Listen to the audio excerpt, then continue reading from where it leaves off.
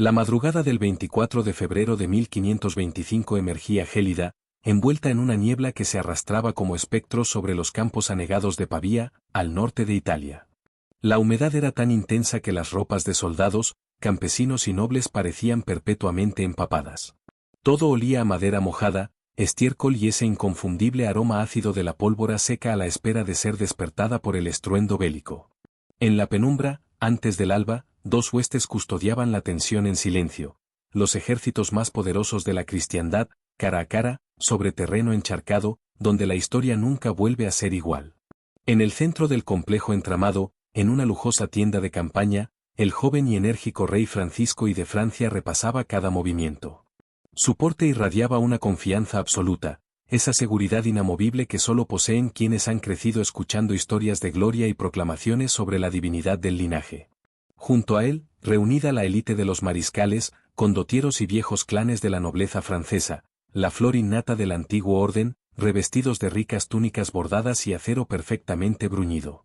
Lo que los ojos franceses divisaban al otro lado de la llanura no les inspiraba otra cosa que una mezcla de mofa y desprecio, el ejército imperial de Carlos V, ese inusual mosaico de mercenarios alemanes, contingentes italianos y en el corazón, el núcleo inexpugnable, la infantería española. Pero no era solo la heterogeneidad de las tropas imperiales lo que los intrigaba o les provocaba ironía, era sobre todo un arma específica lo que suscitaba risas de burla entre los caballeros gabachos, la pica española. Bastaba observar el centro de las líneas imperiales para captar a los famosos piqueros, ataviados con jubones simples y las manos firmemente aferradas a largas varas de madera rematadas con temibles puntas aceradas. La pica seca, como la apodaban, parecía ante los ojos galos una herramienta de campesinos, una reliquia de eras más antiguas, un vestigio ridículo frente al poderío reluciente de la caballería pesada moderna.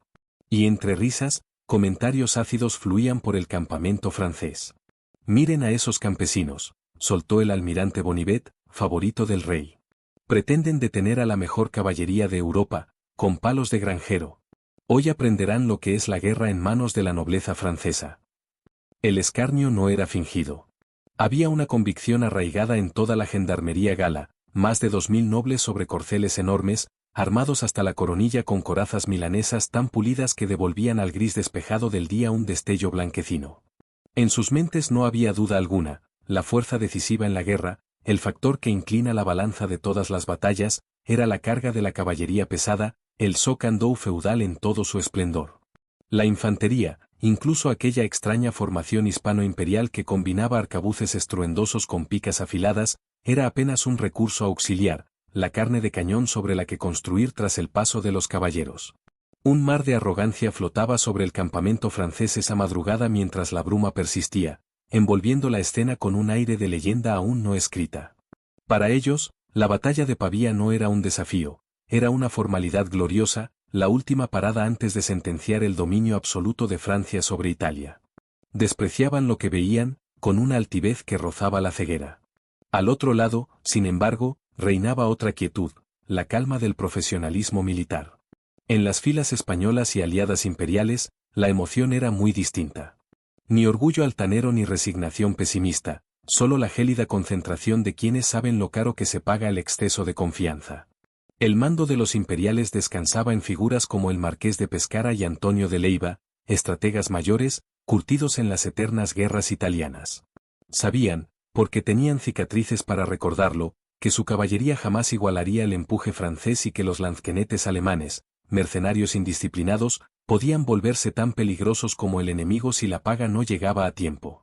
Pero en el fondo, los comandantes del César Carlos V guardaban la certeza de poseer el arma que el siglo XVI había alumbrado como verdadera revolución de la guerra, la infantería disciplinada y profesional, cohortes capaces de combinar la impenetrable defensa de picas ilimitadas con el fuego mortal y creciente del arcabuz. En ese diseño de líneas y mangas, cada soldado español era a la vez un bloque y una chispa. Frente a la ostentación de la caballería gala, las filas españolas no prometían espectáculo. Prometían resistencia tenaz, trabajo frío y una coreografía de muerte ensayada hasta la obsesión.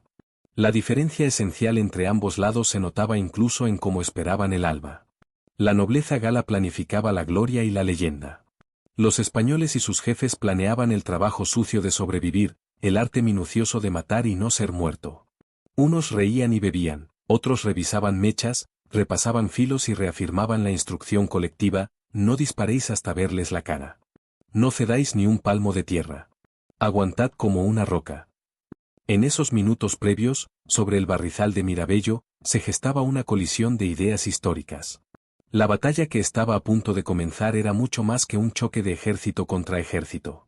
Era el choque brutal, definitivo, entre dos modelos de guerra y dos maneras de ver el mundo: la herencia medieval del caballero feudal, reluciente y seguro de sí mismo, contra la era moderna naciente del infante anónimo, disciplinado, letal y metódico. La pica española, ese palo de granjero que provocaba risas entre los franceses, ocupaba el centro del escenario. En los siguientes minutos, las bromas cumplirían su tránsito hacia el horror. Para comprender plenamente la magnitud del desastre que estaba a punto de desatarse sobre la flor y nata de Francia, es necesario sumergirse en la mentalidad del caballero francés de la gendarmería.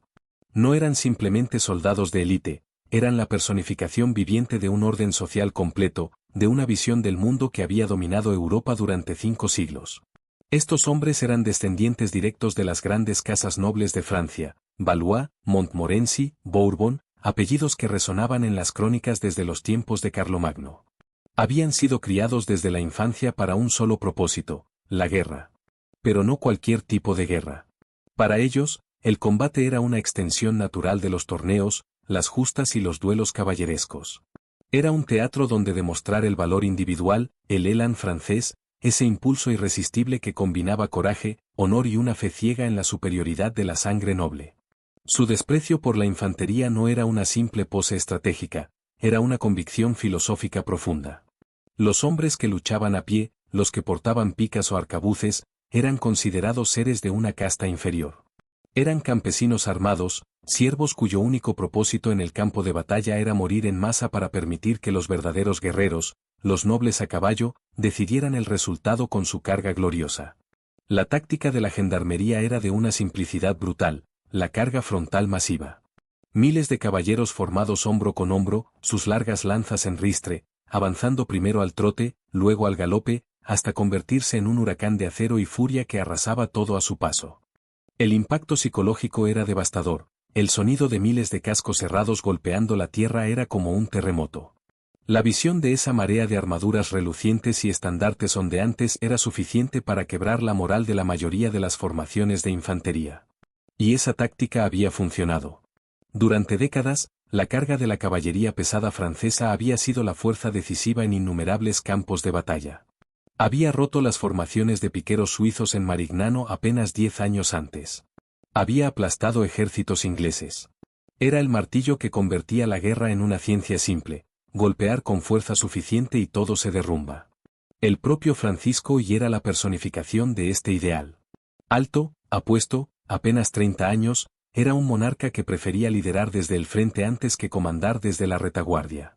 Para él, la guerra no era solo una herramienta política, era una oportunidad para demostrar su valía personal, para brillar como el primer caballero de la cristiandad. Su obsesión con la gloria personal era tan intensa que sus propios consejeros lo consideraban temerario hasta el punto de la imprudencia. Frente a esta fuerza aparentemente imparable, la innovación española parecía casi un truco deshonesto. La combinación de picas con armas de fuego era vista por los franceses como una táctica cobarde, innoble, una perversión de las leyes sagradas del combate. Los arcabuces eran armas ruidosas, sucias, que envolvían al tirador en una nube de humo acre. Eran imprecisos, lentos de recargar, lo peor de todo, permitían que un campesino sin entrenamiento matara a un noble caballero desde la distancia, sin darle la oportunidad del combate honroso cara a cara. Era una afrenta al orden natural de las cosas. La guerra, en la concepción francesa, tenía reglas. Los nobles luchaban contra nobles. El valor individual decidía el resultado. Pero estas nuevas armas de fuego violaban ese código sagrado, democratizaban la muerte de una manera que resultaba obscena para la aristocracia. En cuanto a la pica, aunque era un arma antigua y respetable, los macedonios de Alejandro Magno la habían usado con gran efecto. Los franceses creían que su tiempo había pasado.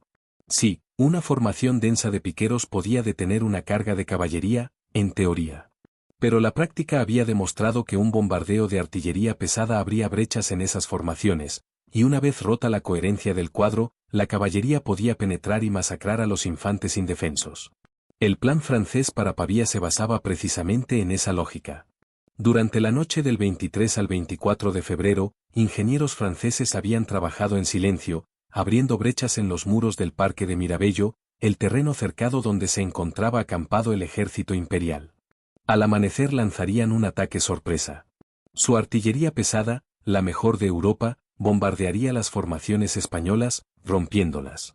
Y entonces, en el momento crucial, la gendarmería cargaría a través de las brechas, barriendo a la infantería desorganizada como un maremoto de acero. Era un plan simple, lógico, desde la perspectiva de la experiencia militar de la época, prácticamente infalible. Lo que los generales franceses no sabían era que los comandantes imperiales estaban perfectamente informados de cada uno de sus movimientos. Antonio de Leiva, el viejo lobo que defendía Pavía desde el interior de la ciudad asediada, había estado observando los preparativos nocturnos franceses desde las murallas. Había enviado mensajeros urgentes al marqués de Pescara y a los otros comandantes imperiales, alertándolos de la inminente ofensiva. Los españoles no serían sorprendidos. Más aún, habían preparado una contratrampa de una sutileza diabólica.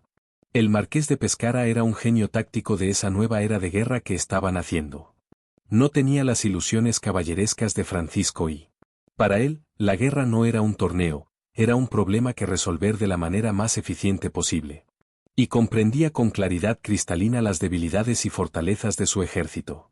Su caballería era inferior en número y calidad a la francesa. No podía ganar un duelo de cañones, la artillería imperial era menos numerosa y peor posicionada. Pero tenía algo que los franceses subestimaban fatalmente, la mejor infantería del mundo, organizada de una manera revolucionaria. Los tercios españoles no eran simples bloques de piqueros. Eran organismos complejos, combinaciones letales de diferentes tipos de soldados trabajando en sincronía perfecta. En el centro del cuadro, la masa de piqueros proporcionaba una defensa casi impenetrable, un erizo de acero de 5 metros de largo. Pero en las mangas, las esquinas del cuadro, estaban los arcabuceros, tiradores armados con pesadas armas de fuego que podían disparar una bala de plomo capaz de perforar cualquier armadura a corta distancia. Y mezclados entre ellos estaban los rodeleros, espadachines armados con espadas cortas y pequeños escudos de acero, expertos en el combate cuerpo a cuerpo, letales en el caos del choque cercano.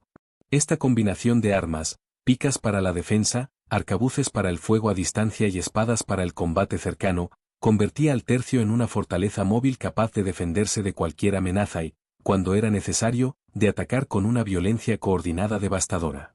Pescara había dispuesto sus tercios de una manera que parecía defensiva, casi pasiva. Los había colocado aprovechando cada ondulación del terreno, cada arboleda, cada pequeño accidente geográfico que pudiera ofrecer cobertura contra la artillería francesa. Pero no era una disposición aleatoria, era una trampa cuidadosamente diseñada. Los tercios estaban posicionados de tal manera que invitaban a la carga francesa, canalizándola hacia zonas de terreno específicas donde el barro era más profundo, donde los caballos perderían velocidad, donde las mangas de arcabuceros tendrían el mejor ángulo de tiro.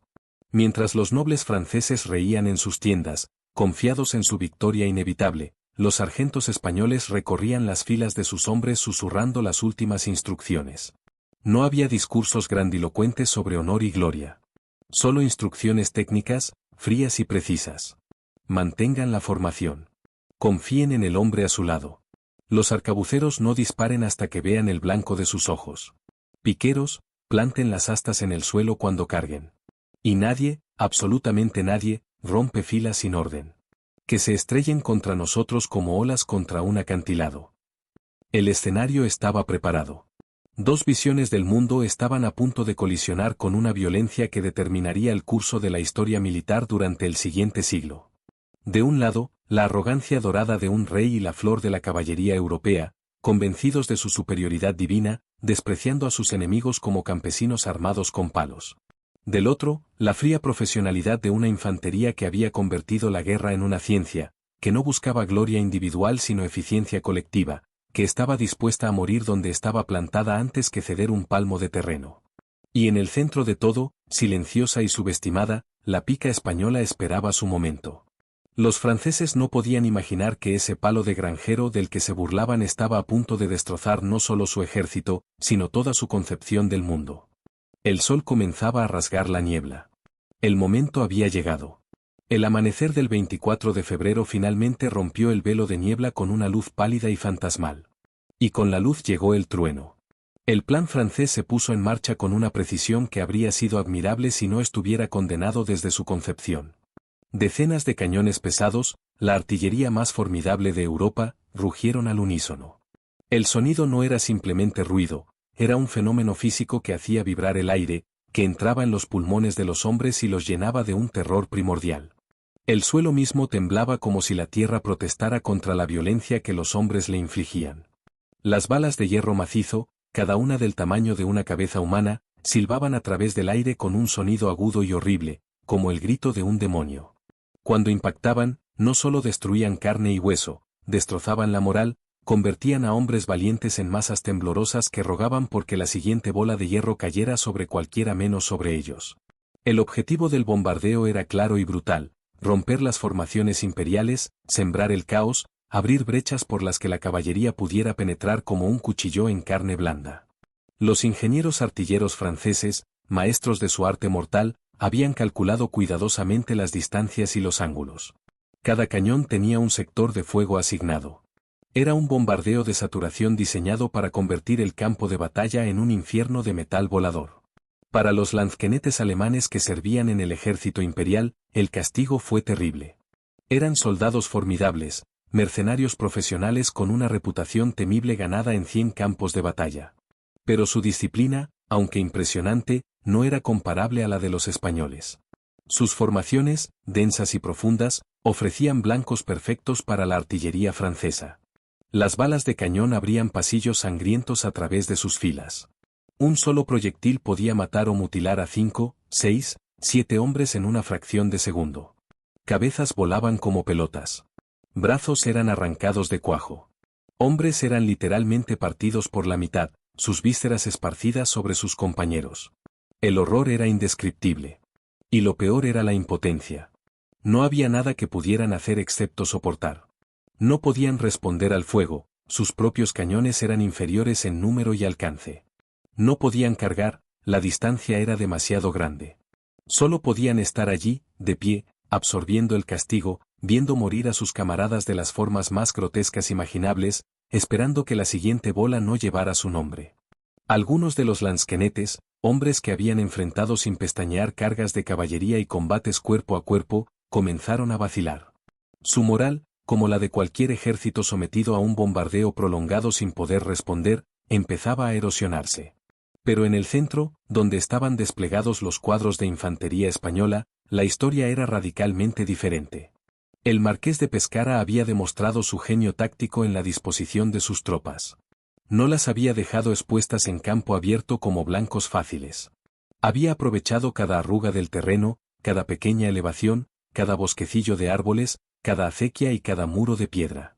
Sus tercios estaban parcialmente a cubierto, reduciendo dramáticamente su perfil y la efectividad del fuego artillero enemigo.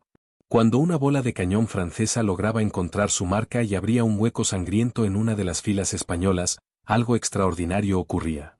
No había pánico. No había gritos de terror.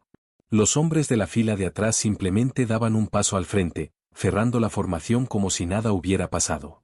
Los heridos eran arrastrados hacia atrás sin ceremonias. Los muertos quedaban donde caían, para ser recogidos después, si había un después. La disciplina era sobrehumana. Eran rocas humanas. Absorbían el castigo con una indiferencia que bordeaba lo antinatural. No era que no sintieran miedo, eran hombres, no máquinas. Pero habían sido entrenados hasta que la obediencia a la formación, la confianza en el hombre a su lado, se había convertido en un instinto más fuerte que el miedo a la muerte. Los sargentos españoles, veteranos curtidos con caras de cuero y voces que podían cortar el acero, caminaban detrás de las filas. No gritaban órdenes, susurraban. Firmes. Quietos. Aguantad. El que rompa filas responderá ante mí antes que ante los franceses. Y funcionaba. Los tercios permanecían como fortalezas de carne y acero, inmóviles bajo el diluvio de hierro. Mientras la artillería francesa martilleaba las posiciones imperiales, Francisco y observaba desde su posición con una impaciencia creciente. Podía ver el humo de los impactos, podía oír los gritos distantes. Su sangre hervía. Era joven, era valiente hasta la temeridad, y la idea de quedarse atrás mientras se libraba la batalla le resultaba insoportable. Y entonces, creyó ver su momento. A través del humo y la confusión, le pareció que las líneas imperiales vacilaban. Los lanzquenetes alemanes, bajo el castigo brutal del bombardeo, parecían moverse, tal vez retroceder. Era la señal que había estado esperando. Se volvió hacia sus nobles, la flor de la gendarmería francesa. Más de 2000 caballeros, cada uno una pequeña fortaleza móvil de acero pulido, montados en enormes corceles de guerra que habían sido criados durante generaciones específicamente para esto, para cargar, para destrozar, para aterrorizar. Francisco desenvainó su espada. El acero cantó al salir de la vaina, un sonido musical que fue ahogado inmediatamente por su grito de guerra. Por Francia y San Dionisio. Quien me ame, que me siga. Y la tierra misma pareció estremecerse ante lo que vino después. La carga de la caballería pesada francesa fue uno de los espectáculos más formidables y aterradores jamás presenciados en un campo de batalla europeo. Más de 2000 caballeros se pusieron en movimiento al unísono. Primero al trote, las formaciones manteniéndose cerradas. Luego, al galope. El estruendo era apocalíptico. Miles de cascos cerrados golpeando la tierra creaban un trueno continuo que ahogaba incluso el rugido de los cañones. El suelo vibraba. Los pájaros huían de los árboles cercanos en bandadas aterrorizadas. Era como si un terremoto se hubiera hecho visible y hubiera adquirido voluntad propia. Visualmente, era sublime y terrible a la vez. Una marea de acero reluciente que se extendía de un extremo del campo al otro. Las armaduras de los caballeros, pulidas hasta brillar como espejos, captaban la luz débil del amanecer y la reflejaban en 1000 destellos cegadores. Los estandartes ondeaban al viento de la velocidad, leones dorados, flores de lis, cruces y santos, todos los símbolos de la nobleza de Francia flameando sobre esa avalancha de muerte. Las lanzas, largas varas de fresno con puntas de acero mortalmente afiladas, estaban bajadas en la posición de carga. Miles de puntas dirigidas hacia el mismo objetivo, el corazón del ejército imperial, los cuadros de infantería española. Para cualquier infantería normal de la época, esa visión habría sido suficiente para quebrar su moral. La tentación de huir, de arrojar las armas y correr para salvar la vida, habría sido irresistible. Muchos ejércitos simplemente se habían deshecho ante cargas similares, disolviéndose en una masa de fugitivos aterrorizados antes de que la caballería siquiera los alcanzara. Pero los tercios españoles no eran una infantería normal. Y fue en ese momento cuando Francisco y cometió sus errores fatales, errores nacidos de su impaciencia, de su arrogancia, de su absoluta convicción en la superioridad de su caballería. El primer error fue Timín. En su prisa por cargar, por alcanzar la gloria personal, Francisco y su gendarmería se interpusieron en la línea de fuego de su propia artillería. Los cañones franceses, que habían estado machacando las posiciones imperiales, se vieron obligados a cesar el fuego inmediatamente para no masacrar a sus propios nobles. El bombardeo que debía haber ablandado y desorganizado completamente al enemigo se detuvo en el momento más crítico, justo cuando más se necesitaba para preparar el terreno para la carga. El segundo error fue dirección. La caballería francesa no intentó flanquear. No buscó puntos débiles. No ejecutó ninguna maniobra táctica sofisticada. Simplemente cargó en línea recta, directamente contra el centro de la formación enemiga, contra el núcleo más fuerte de los tercios españoles. ¿Por qué? Porque la arrogancia no busca la victoria eficiente, busca la gloria dramática. Francisco quería romper el enemigo en su punto más fuerte, demostrar que ninguna infantería, por disciplinada que fuera, podía resistir a la nobleza de Francia en plena carga. Los españoles los vieron venir. En los cuadros de tercios, no había pánico. Había una quietud casi sobrenatural. Los piqueros plantaron firmemente el extremo posterior de sus picas en el suelo, inclinándolas hacia adelante en un ángulo de 45 grados. Crearon un bosque de puntas de acero, 5 metros de largo cada una pared de muerte que se extendía frente a la formación. En las mangas de los cuadros, los arcabuceros ya tenían sus pesadas armas apoyadas en horquillas de madera clavadas en el suelo. Las mechas de cuerda, impregnadas en salitre, ardían con un resplandor naranja, chisporroteando, listas para encender la pólvora. El olor acre del azufre llenaba el aire. Esperaron. La tensión era casi física. Podían sentir las vibraciones de la carga a través del suelo. Podían ver los rostros de los nobles franceses ahora, contorsionados en gritos de guerra que no podían oír sobre el trueno de los cascos. 500 metros. 400. 300. Firmes, rugieron los sargentos españoles. Nadie dispara sin orden. Esperad. Esperad hasta que podáis ver el color de sus ojos. 200 metros. 100. La marea de acero estaba a punto de romper sobre ellos como una ola sobre un arrecife. Y entonces, el marqués de Pescara levantó su espada. Ahora. Fuego. La orden se repitió a lo largo de toda la línea española en una fracción de segundo. Y el mundo estalló. 1000 arcabuces españoles dispararon al unísono. No fue una descarga elegante ni ceremonial. Fue una erupción de violencia concentrada, un estallido brutal que rasgó el aire con la fuerza de un relámpago hecho de plomo y fuego. El sonido no era simplemente ruido, era un trueno compacto y seco que golpeaba el pecho como un puñetazo físico, que dejaba los oídos zumbando durante minutos. Una pared visible de humo blanco grisáceo brotó instantáneamente de las mangas de los tercios españoles, envolviendo las primeras filas en una niebla acre que olía a azufre, salitre y muerte. El humo era tan denso que oscureció momentáneamente la visión, creando una cortina fantasmal entre los españoles y la carga francesa. Pero lo que ocurrió al otro lado de esa cortina de humo fue una carnicería que desafió todo lo que los nobles franceses habían creído posible. Las balas de los arcabuces españoles no eran proyectiles ordinarios. Eran esferas de plomo pesado, de casi 2 centímetros de diámetro, disparadas con una velocidad y fuerza brutal. Y lo más importante, a esa distancia, apenas 50 metros, no había armadura en el mundo que pudiera detenerlas. El sonido de las balas impactando contra las armaduras de placas milanesas era como el de un martillo de herrero golpeando un yunque, repetido 1000 veces en una fracción de segundo. Clan, clan, clan. Un concierto metálico y horrible que se mezclaba con los gritos de hombres y caballos. Las orgullosas armaduras que habían costado fortunas, que habían sido forjadas por los mejores artesanos de Milán, que se suponía que convertían a sus portadores en invulnerables, fueron perforadas como si fueran de papel mojado. Las balas atravesaban el acero, penetraban en el pecho, destrozaban costillas, pulverizaban órganos internos y salían por la espalda llevándose fragmentos de armadura y carne. La primera línea de la gloriosa gendarmería francesa, los más valientes, los que habían exigido el honor de liderar la carga, simplemente dejó de existir como fuerza combatiente. Caballeros cuyas familias se remontaban a la época de las cruzadas cayeron de sus monturas con agujeros humeantes en el pecho.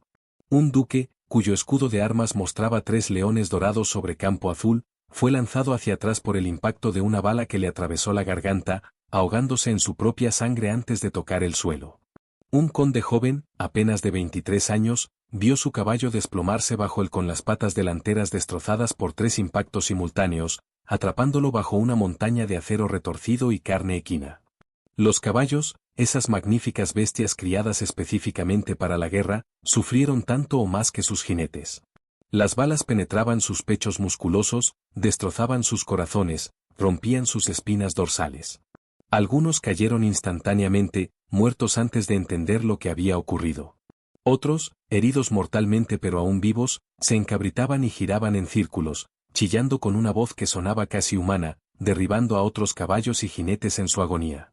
La carga, que segundos antes había sido una punta de lanza imparable, una fuerza de la naturaleza dirigida hacia un objetivo único, perdió todo su ímpetu de golpe. Los caballeros de la segunda y tercera línea, cegados momentáneamente por el humo de la descarga, no vieron lo que había ocurrido hasta que fue demasiado tarde. Cabalgaban a galope completo, con el impulso de cientos de kilos de hombre y caballo, y de repente se encontraron con una muralla de sus propios camaradas caídos. No había forma de detenerse. No había forma de esquivar. La física simple y brutal se impuso.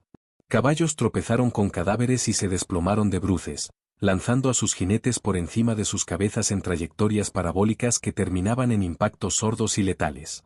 Otros intentaron saltar sobre los obstáculos y fallaron, estrellándose en una masa enmarañada de metal y carne. La formación perfecta, la orgullosa carga coordinada, se convirtió en un atasco caótico de cuerpos vivos y muertos. Y fue en ese momento preciso de confusión absoluta cuando los arcabuceros españoles ejecutaron la segunda fase de su danza mortal. Las primeras filas de tiradores se retiraron hacia el interior del cuadro con movimientos practicados 1000 veces.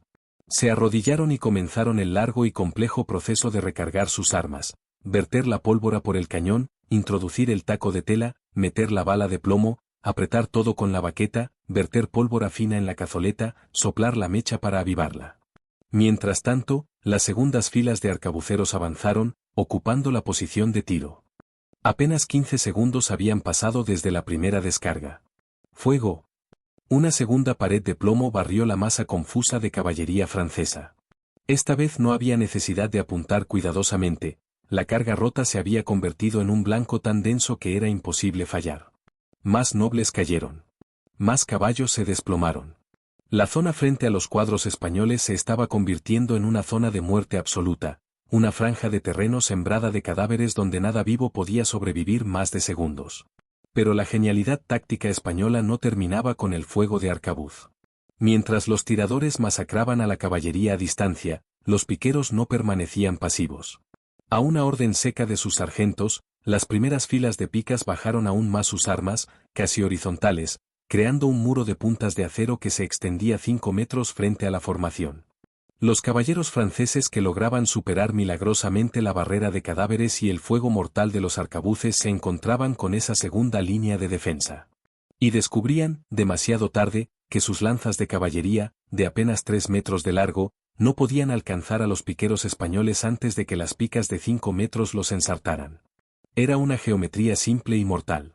Los españoles podían matar a los franceses desde una distancia en la que los franceses no podían responder.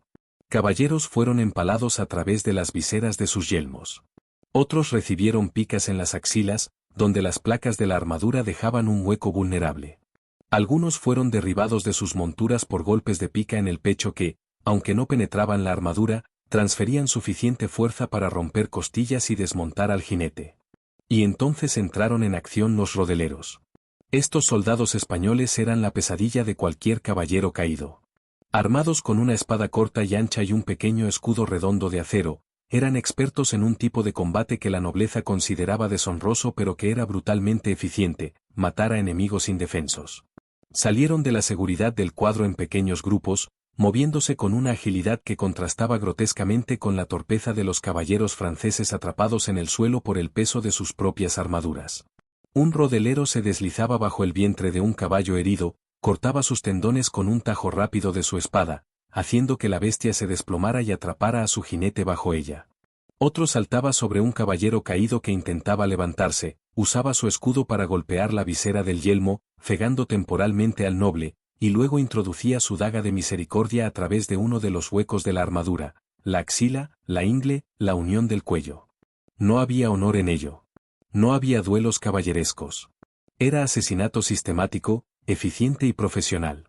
Los nobles franceses, entrenados toda su vida para combates uno contra uno siguiendo las reglas del código caballeresco, no tenían ninguna oportunidad contra estos lobos que cazaban en manada, que no respetaban ninguna regla excepto la de la supervivencia. El propio rey Francisco y que había liderado la carga con el valor temerario que lo caracterizaba, se encontró en medio de esta pesadilla. Su caballo, un magnífico corcel que había sido regalo de un embajador veneciano, cayó bajo él con 3 balas de arcabuz en el pecho. El rey logró liberarse del animal moribundo y se puso de pie, desenvainando su espada.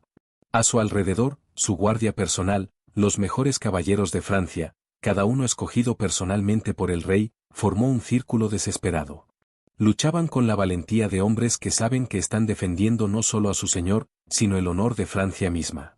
Pero estaban siendo superados, rodeados, cazados. Los rodeleros españoles se movían alrededor de ellos como tiburones alrededor de un cardumen herido, atacando, retirándose, buscando la oportunidad para el golpe mortal. Un mariscal francés, de pie junto al rey, fue derribado por un golpe de pica que le atravesó el hombro.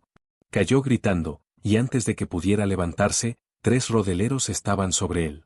El almirante Bonnivet, el mismo que había ridiculizado las picas españolas esa mañana, yacía muerto a pocos metros, su armadura dorada manchada con su propia sangre.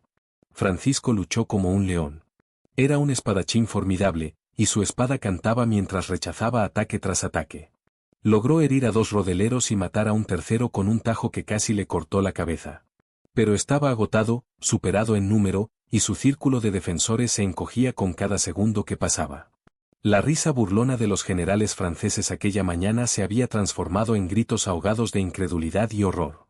Su arma definitiva, la fuerza que debía decidir la batalla en un único y glorioso choque, estaba siendo sistemáticamente aniquilada. Y estaba siendo aniquilada por las mismas tácticas que habían ridiculizado, por los mismos palos de granjero de los que se habían burlado. El yunque español no solo había resistido el golpe del martillo más poderoso de Europa. Lo estaba rompiendo en pedazos, metódicamente, sin piedad, sin gloria, con la eficiencia fría de verdugos profesionales. La lección sobre el verdadero arte de la guerra estaba siendo impartida de la forma más brutal y humillante imaginable. Y el precio de esa lección se medía en la sangre de la mejor nobleza de Francia. La destrucción de la gendarmería francesa en el centro del campo de batalla no fue simplemente una derrota táctica, fue un cataclismo psicológico que se propagó por todo el ejército francés como una onda expansiva invisible pero devastadora. La noticia del desastre no viajó a través de mensajeros a caballo ni mediante señales de banderas. Se extendió visualmente, de forma inmediata y brutal. Las otras unidades del ejército francés, la infantería mercenaria suiza y alemana, los arqueros gascones, los cañoneros lombardos, vieron con sus propios ojos como su fuerza de élite, su martillo invencible, la encarnación misma del poder militar de Francia, era engullida y destrozada por los cuadros españoles en cuestión de minutos. El efecto psicológico fue apocalíptico. Si la flor de la nobleza de Francia, protegida por las mejores armaduras del mundo, montada en los mejores caballos, liderada por el propio rey, podía ser masacrada de esa manera, ¿qué esperanza tenían simples soldados de infantería mercenaria? ¿Qué podían hacer arqueros con arcos contra formaciones que destrozaban caballería acorazada? La cadena de mando francesa, tan dependiente de su aristocracia guerrera, se estaba desintegrando. El almirante Bonnivet, el hombre que se había burlado de los palos de granjero españoles, yacía muerto entre los caballos caídos, su risa burlona silenciada para siempre. El mariscal de la Palice, veterano de 50 batallas, estaba herido mortalmente, sangrando en el barro mientras sus hombres intentaban en vano arrastrarlo a un lugar seguro. Otros grandes señores de Francia, duques, condes, barones, estaban muertos, heridos o atrapados en el caos del centro. Y el marqués de Pescara, observando desde su posición de mando, vio la oportunidad que se le presentaba con una claridad cristalina. Su plan defensivo, su estrategia de yunque inamovible, se transformó instantáneamente en una ofensiva total. Los tercios españoles, que hasta ese momento habían actuado como fortalezas estáticas absorbiendo el castigo y destrozando todo lo que se les acercaba, recibieron la orden que habían estado esperando. Avanzad. A la carga. No dejéis escapar a ninguno. Y el mundo fue testigo de algo para lo que no estaba preparado, un cuadro de tercios españoles al ataque. La imagen de esas fortalezas humanas, erizadas con bosques de picas de 5 metros, avanzando por el campo de batalla, fue una de las visiones más aterradoras de toda la guerra del Renacimiento. No corrían. Los tercios nunca corrían. Marchaban con un paso lento, deliberado, inexorable, que tenía algo de sobrenatural. El sonido de miles de botas golpeando el suelo al unísono era como el latido de un corazón monstruoso. Tump, tump, tump. Un ritmo constante e imparable que hacía vibrar la tierra. Al frente, el muro de picas se balanceaba con una sincronización perfecta, como un bosque mecánico de muerte. Y desde las mangas de arcabuceros seguía saliendo la lluvia de plomo, descarga tras descarga, barriendo todo lo que se encontraba en su camino. Frente a esta visión de pesadilla, la infantería mercenaria al servicio de Francia, las famosas bandas negras de lansquenetes alemanes, vaciló. Eran soldados formidables, rivales históricos de los tercios españoles. Habían luchado en innumerables campos de batalla. Pero lo que veían avanzar hacia ellos no era simplemente otro ejército. Era una máquina de matar que acababa de demostrar su poder absoluto al destrozar a la mejor caballería del mundo. Y detrás de esa máquina, claramente visible a través de los huecos entre los cuadros, yacían los restos de la gendarmería francesa. Miles de cadáveres de nobles y caballos, armaduras retorcidas brillando bajo el sol que finalmente había disipado la niebla matinal, charcos de sangre tiñendo de rojo el barro gris. La moral de los lansquenetes se quebró. El choque cuando finalmente ocurrió fue brutal y breve. Los cuadros alemanes, armados también con picas largas, intentaron formar el tradicional empuje de picas, ese combate de fuerza bruta donde dos formaciones de piqueros se enfrentaban pica contra pica hasta que una cedía. Pero los españoles tenían ventajas decisivas. Tenían el impulso del avance. Tenían la moral de la victoria. Y sobre todo, tenían una disciplina que convertía cada cuadro en un organismo único, donde cada soldado confiaba ciegamente en el hombre a su lado. Los alemanes luchaban con una furia individualista, cada hombre buscando su propia gloria. Los españoles luchaban como una sola entidad. La primera línea de picas creó un muro de muerte que empujaba implacable. Mientras tanto, los arcabuceros y rodeleros españoles salían de las formaciones para explotar cualquier brecha, cualquier momento de vacilación en las líneas enemigas. Los lansquenetes comenzaron a retroceder. Primero ordenadamente, intentando mantener la formación. Luego más rápido. Y finalmente, cuando quedó claro que no podían detener el avance español, rompieron filas y huyeron. Mientras el centro y los flancos del ejército francés colapsaban bajo la presión implacable de los tercios, en el corazón del campo de batalla se estaba sellando el destino del rey Francisco y su círculo de defensores se había reducido a apenas una docena de hombres. Estaba exhausto, su armadura abollada por múltiples golpes, su espada mellada por el uso constante. Pero seguía luchando con una valentía que era tanto admirable como inútil.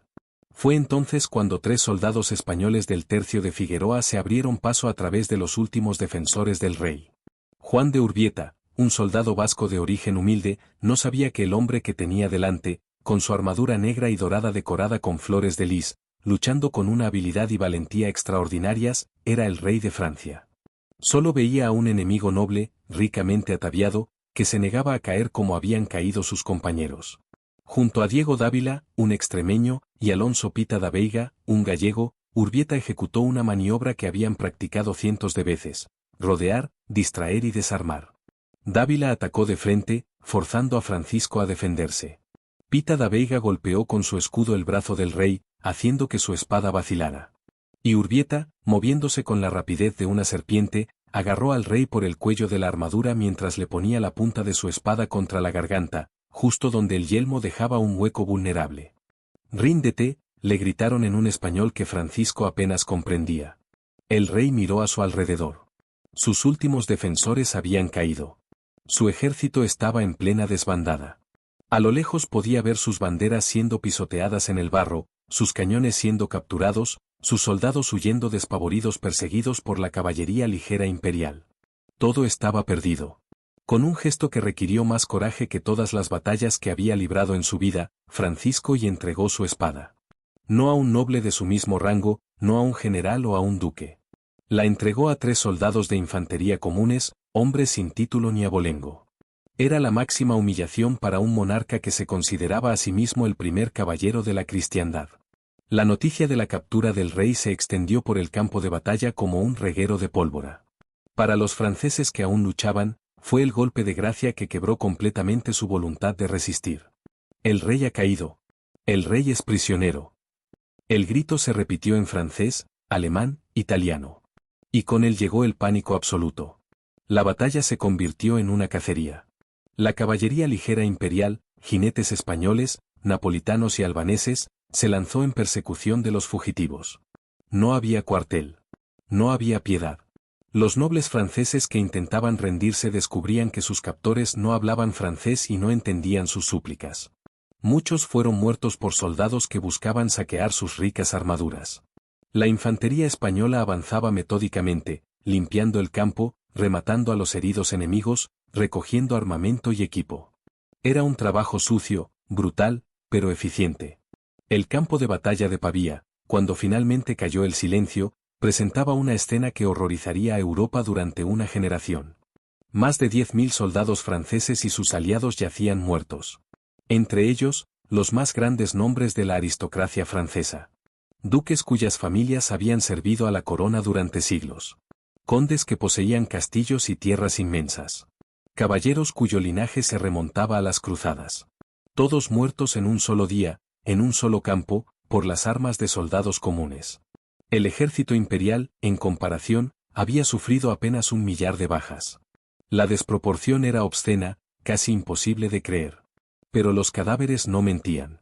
El marqués de Pescara y Antonio de Leiva se encontraron en el centro del campo de batalla, rodeados por la evidencia de su victoria imposible.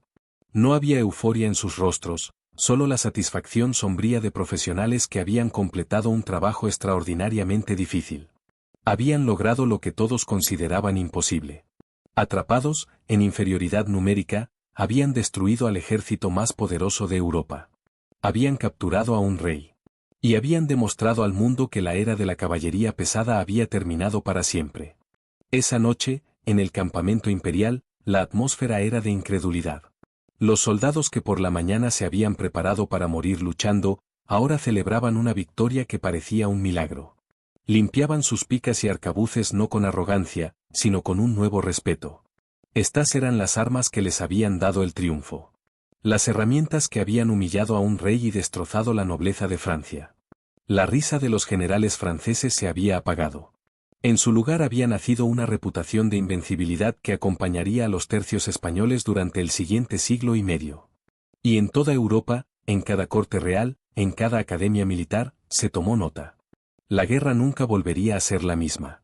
La lección había sido brutal, sangrienta, y había quedado grabada con fuego y sangre en los campos de Pavía. Nunca, jamás, te rías de la pica de un soldado español. El sol comenzó a descender sobre los campos de Pavía, tiñendo el cielo de un rojo sangriento que parecía un reflejo perfecto, casi obscenamente apropiado, de la carnicería que cubría la tierra. Cuando el humo de la pólvora finalmente se disipó por completo, arrastrado por la brisa vespertina, reveló una escena que helaría la sangre de Europa durante generaciones enteras. El campo de batalla no era ya un campo de batalla.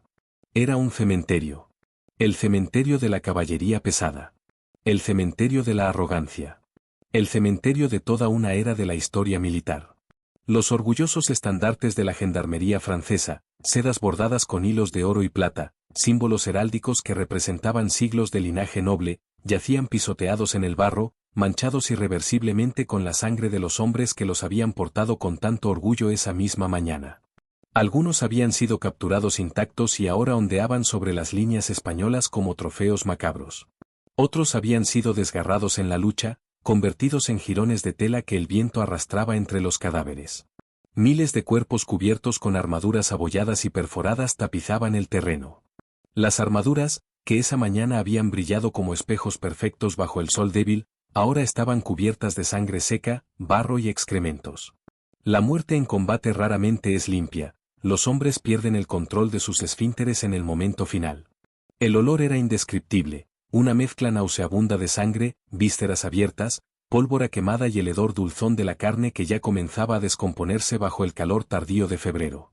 Los cadáveres de los enormes caballos de guerra yacían entrelazados con los de sus jinetes en posturas grotescas que desafiaban la anatomía. Algunos caballos habían caído sobre sus amos, aplastándolos. Otros yacían con las patas rotas en ángulos imposibles, con las bocas abiertas en un último relincho silencioso de agonía. En medio de toda esta devastación, los cuadros de los tercios españoles permanecían en pie. Estaban diezmados, ninguna unidad sale ilesa de una batalla de esa magnitud, y exhaustos hasta el límite de la resistencia humana. Muchos hombres simplemente se habían desplomado donde estaban, durmiendo de pie apoyados en sus picas. Sus uniformes estaban empapados de sangre, aunque la mayor parte no era suya. Pero estaban en formación. Incluso en la victoria, incluso después de haber logrado lo imposible, la disciplina férrea de los tercios no se rompía. Permanecían alertas, organizados, listos para volver a luchar si era necesario. No celebraban con gritos de euforia descontrolada como habrían hecho otros ejércitos. Había un silencio sombrío, casi religioso, el silencio de profesionales que han completado un trabajo extraordinariamente brutal y saben exactamente lo cerca que estuvieron de la muerte en cada segundo de la batalla. Limpiaban metódicamente sus picas, quitando la sangre y los fragmentos de tejido que se habían adherido al acero.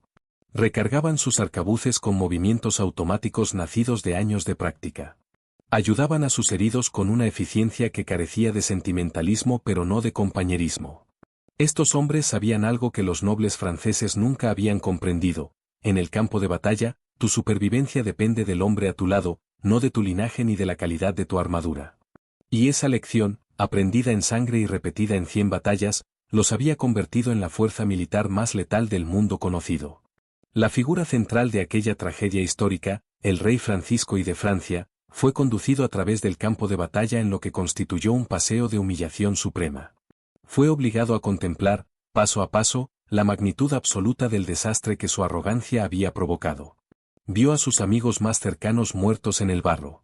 Vio al almirante Bonnivet, el hombre que había ridiculizado las picas españolas apenas unas horas antes, con un agujero del tamaño de un puño en el pecho. Vio al duque de Suffolk, su primo, con la cabeza aplastada por un golpe de pica. Vio los cadáveres de docenas de nobles cuyas familias habían comido en su mesa real. Vio la destrucción total de la fuerza en la que había depositado toda su confianza. La gendarmería, el martillo invencible de Francia, había dejado de existir como fuerza combatiente. De los más de 2000 caballeros que habían cargado con él, apenas unos cientos habían sobrevivido. Y de esos supervivientes, la mayoría estaban heridos o habían sido capturados. Se dice que al contemplar la magnitud del desastre, con las lágrimas corriendo por su rostro sucio de polvo y sangre, Francisco pronunció las palabras que pasarían a la historia como el epitafio perfecto para la era de la caballería: todo está perdido, salvo el honor. Era una frase noble, digna de un rey. Pero incluso en el momento de pronunciarla, debió saber que era una mentira. ¿Qué honor quedaba en una derrota tan aplastante? ¿Qué honor había en haber ignorado los consejos de sus veteranos más prudentes y lanzarse a una carga temeraria que había destruido a la nobleza de Francia? ¿Qué honor existía en rendirse a manos de simples soldados de infantería, hombres sin título ni abolengo? El rey fue llevado ante los comandantes imperiales. No hubo ceremonias grandilocuentes ni discursos pomposos. Antonio de Leiva, el viejo león de Pavía, simplemente lo aceptó como prisionero de guerra con la cortesía mínima que requería su rango. El marqués de Pescara lo observó con una mezcla de respeto profesional. Francisco había luchado con valentía y desprecio táctico, había luchado como un idiota. Francisco, rey de la nación más poderosa de Europa, monarca de un territorio que se extendía desde el Mediterráneo hasta el Canal de la Mancha, era ahora un trofeo de guerra. El símbolo viviente del nuevo orden mundial que acababa de nacer en los campos ensangrentados de Pavía. La noticia de la batalla se extendió por Europa con una velocidad que parecía sobrenatural. Los mensajeros cabalgaron día y noche, matando caballos con el esfuerzo, llevando noticias que parecían demasiado fantásticas para ser ciertas. En las cortes de París, Londres, Roma y Viena, la primera reacción fue de total incredulidad. Era imposible. La gendarmería francesa, la fuerza de choque más temida del continente, ¿aniquilada? ¿El propio rey de Francia, capturado en el campo de batalla? Sonaba a propaganda, a una fantasía descabellada inventada por los españoles para levantar la moral. Pero a medida que llegaban más mensajeros, a medida que los supervivientes franceses, principalmente infantería que había huido al principio de la batalla, llegaban con sus relatos de terror, la verdad se hizo innegable. Y con esa verdad llegó el pánico. En París, la corte francesa se sumió en el caos. Sin rey, sin ejército, sin la mayoría de su nobleza guerrera, Francia estaba virtualmente indefensa. Se esperaba una invasión imperial en cualquier momento. Las madres y esposas de los nobles caídos llenaban las iglesias, sus lamentos colectivos creando un coro de duelo que se escuchaba en toda la ciudad. En Roma, el Papa Clemente VII, que había estado jugando un delicado juego de equilibrio político entre Francia y el Imperio, se dio cuenta con horror de que el equilibrio de poder se había roto de forma catastrófica. Carlos V era ahora el amo indiscutible de Europa.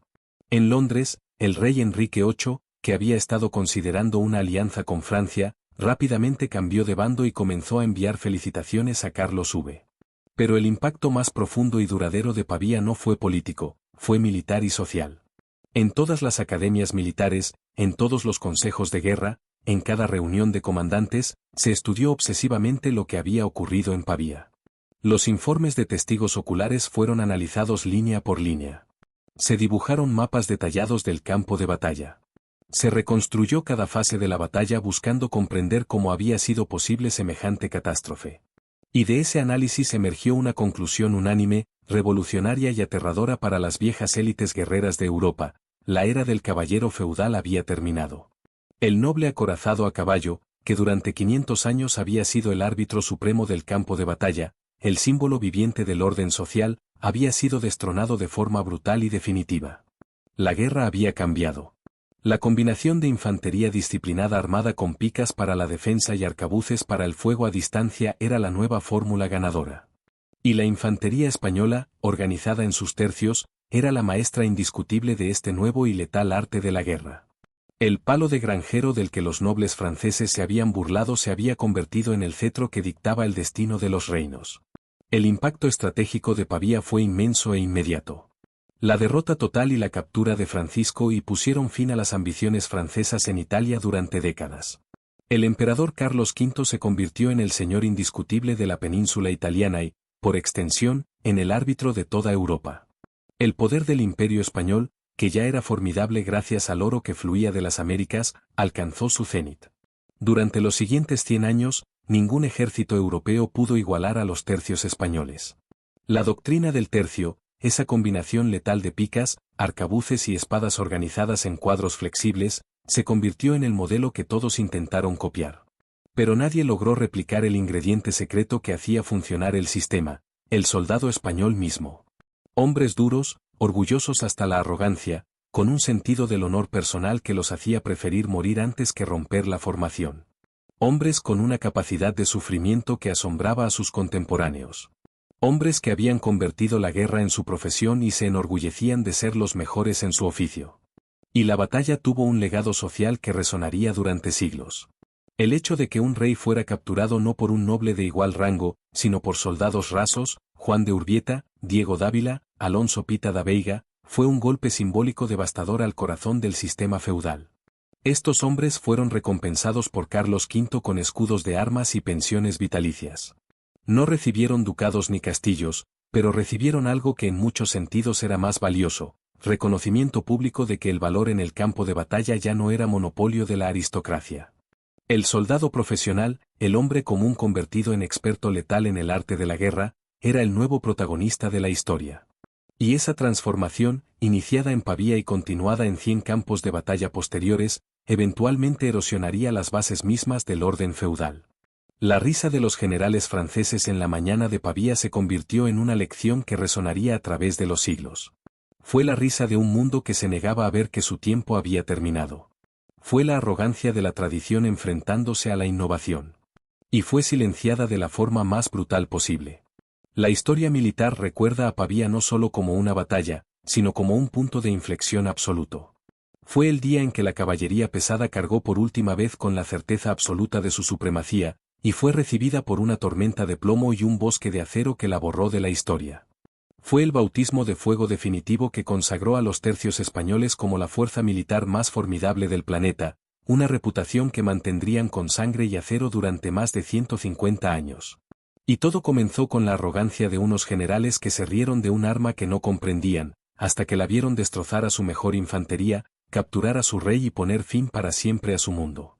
Hoy, casi 500 años después, el campo de Pavía es tierra de cultivo. Los campesinos aran donde una vez cayeron reyes y nobles. Pero de vez en cuando llueve fuerte y el agua remueve la tierra, aún aparecen fragmentos de armaduras oxidadas, puntas de picas rotas, balas de arcabuz deformadas por el impacto. Son los últimos vestigios físicos de ese día terrible y glorioso. Recordatorios silenciosos de que la arrogancia tiene un precio, y ese precio se paga en sangre. La batalla de Pavía fue uno de los puntos de inflexión más decisivos de la historia militar europea. Marcó el fin definitivo de una era, la del caballero feudal, y el nacimiento violento de otra, la era del soldado profesional y la infantería como reina del campo de batalla. Si esta crónica épica de arrogancia y aniquilación, de tradición destrozada por innovación, de un rey de rodillas entregando su espada a soldados comunes, te ha conmovido, no olvides dejar tu like. Tu apoyo es fundamental para que podamos seguir narrando las grandes gestas de la historia hispánica que el mundo ha olvidado o nunca conoció. Suscríbete y activa las notificaciones para no perderte ninguna de nuestras leyendas. Porque mientras tengamos voz, la memoria de los tercios seguirá marchando. ¿Qué otra batalla conoces que haya marcado tan dramáticamente el fin de una era y el comienzo de otra? Comparte tus conocimientos en los comentarios. Nos encanta leerlos y aprender de vosotros. Ahora volvamos a esa imagen final, un rey de rodillas en el barro, rodeado por los cadáveres de la nobleza más orgullosa de Europa, entregando su espada a un soldado común español. Esa imagen es Pavía. Esa imagen es el momento exacto en que la Edad Media murió y nació el mundo moderno. Y nunca, jamás, olvidéis la lección, nunca te rías de la pica de un soldado español.